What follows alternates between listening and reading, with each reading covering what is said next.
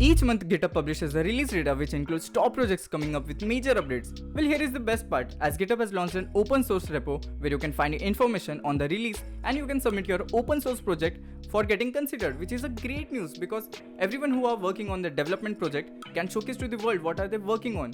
So if you want to know more about this, you know what to do. Check out the description. Well, coming to think of it, we are coming up with a machine learning project live stream event which will be happening this Saturday at 10 am. So if you are interested about it, make sure you subscribe and hit the bell icon to get an alert, of course. I mean, only then you will get an alert.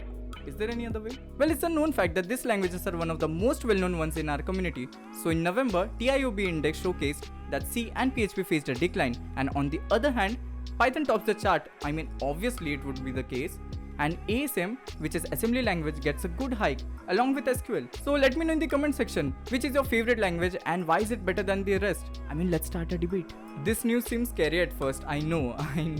Well, this is not the robot in the way we think it is. I mean, harsh. This is an organism made from genetically unmodified frog cell, but this is reproducing in the manner that is not seen in animals or plants, which creeps the hell out of me, and I don't know why scientists are doing such kind of experiments. Let me know if you like this kind of experiments or not. Spectral imaging is a specialized form of satellite-based imagery which offers a significant richer set of data by observing a wide spectrum of light. On a serious note, Ahmed, who is the founder of the company, demands for spectral imaging in India, and this is actually a great idea because farmers in India may require such technologies in the coming days, and not even in the coming days, even right now it is required.